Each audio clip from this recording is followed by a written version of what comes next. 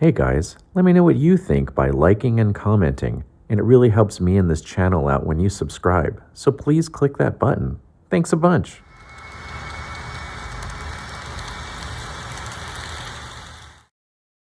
Hey everyone, today's episode is brought to you by Roll-Tru Scale Models, in particular Roll-Tru's line of precision-made HO scale wheels. Roll-Tru's precision wheels are made out of turned brass, each one turned individually and then blackened. This allows for the truest rolling wheel and the smoothest rolling wheel. Currently, these wheels come in American freight sizes, that's 33-inch wheels, and they come in both short and long axle. And they also come in IHC, AHM, and Rivarossery replacement sizes. That includes the incredibly small pizza cutter wheels and the standard plastic wheels. Remember Roll-Tru for the truest rolling wheels. Hey everybody. Okay, today I am going to unbox and show off this Marklin TGV duplex for you. It's a locomotive set that I've been looking forward to getting for some time. Really like high speeds, and I think it's hard to have a good high-speed collection if you don't have at least one TGV. I actually have two. The other one I'm kind of working through because it's a GUF one, but this one's Marklin, so I'm hoping it'll run pretty much right out of the box the way I want it to. Let's go ahead and take this out of here. It's pretty heavy, so hopefully this one won't have any problems holding on to the track. Let's just get all this literature out of here. Here we go. And we can take a look at that before we take a look at the actual locomotive itself. Well, I should say the multiple electric unit set. So when you buy the primary set here, you get the head and tail power cars, and then you get two of the interior cars, but you can buy the entire train if you want, if you add on these extra cars. So should be pretty nice if that's what you want to do. They have a power coupling in between them, so you won't have to worry about, you just kind of click them together and you've got yourself the full train. They do have a set procedure to lock these things together, put them on the track, one with the Jacobs bogie and one without, and slot them together. So you can see instruction 1 there, slot them together, and then number 2, click. Click.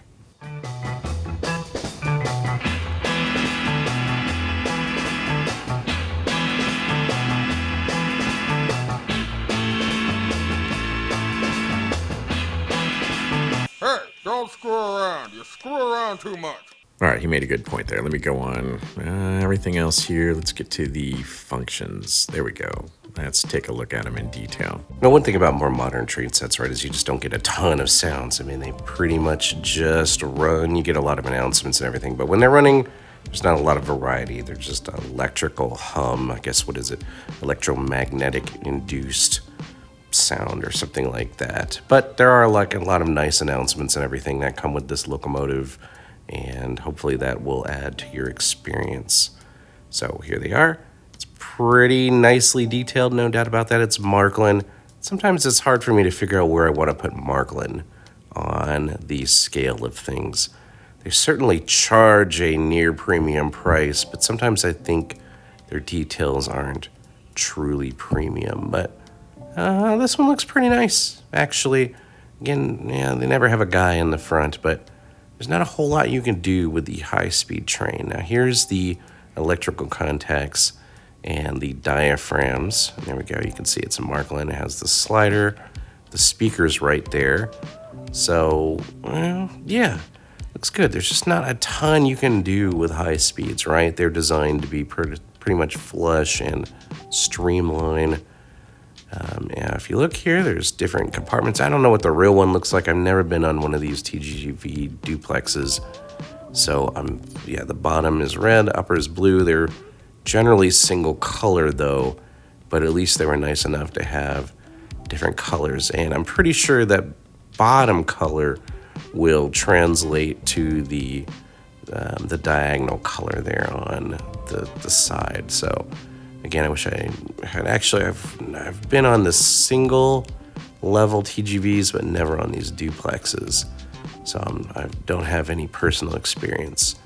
Here's the tail car. Again, nice separately applied windshield wiper. Look nice. Pantographs look nice, right? Did a good job on these. So I think, that's about the most detail we're going to get out of anything on this high-speed train. And it's pretty nice. Yeah, looks good. Don't really have any complaints. And again, you can see here that both levels are blue because the stripe that runs through on this side is blue. I wish I knew more about TGVs and what all goes into them, but I really don't. All right, so I have got the extra sets to make the full train. I think it would just look bizarre running a shortened 4-car train. So you're pretty much, I think, going to want to get all of these or else it's just not going to look right. So let's go ahead and pop these open. And as you can see, unlike when you assemble a train using different coach cars and sleeper cars, you get a lot of variety. Not so much, right, with high speeds because they're dedicated. They're either permanently or semi-permanently coupled together. So there's just not a lot of variety. And that's okay because that's what these are supposed to look like. Okay. One thing is when you put these together, they feel pretty solid. So you really have to click them in place. You'll push till you hear that click and then pull them apart. I like to sort of use my thumbs here like I'm showing to kind of push them apart. That seems to be the best way to do it. So let's take a listen at the sounds real quick.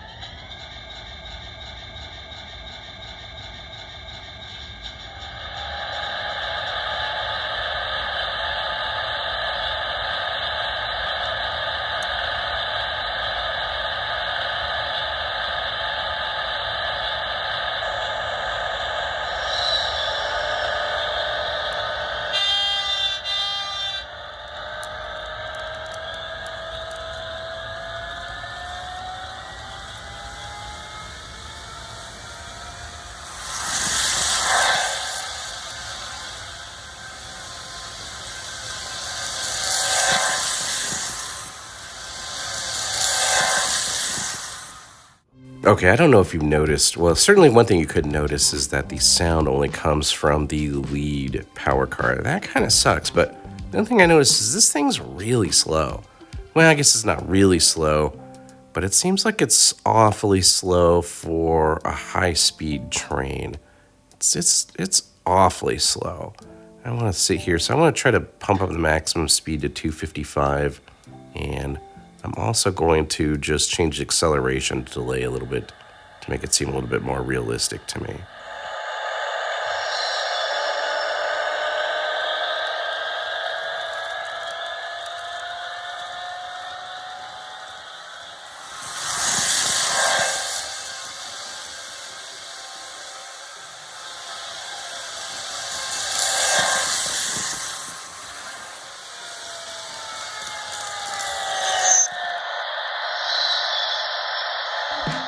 Well, cranking the speed up to 255 didn't really help, and I guess maybe that's not too surprising since it didn't take too many more clicks to get there, but I don't know, it just seems kind of slow. And maybe that's not the worst thing in the world, but I just like it when high-speed trains really look like they're high speed. Let's go ahead and assemble this whole thing together and see what it looks like when it is operating a full train. Now, it seems like the power car is only one side is actually powering this whole thing. So maybe that's part of the problem. I don't know. Generally speaking, Marklin, quote-unquote, high-speed trains have always been somewhat low speed. So let's see how this one goes.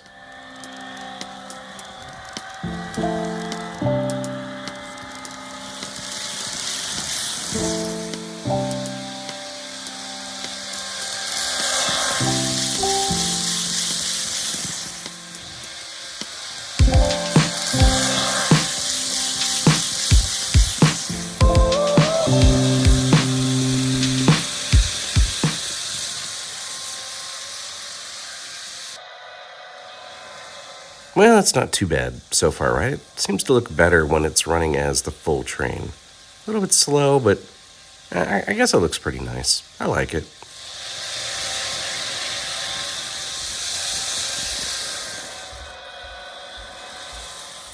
What was that? What was that hiccup? That's not good. Something seems really not right here if it's hitching like that coming into the turn. That seems... Come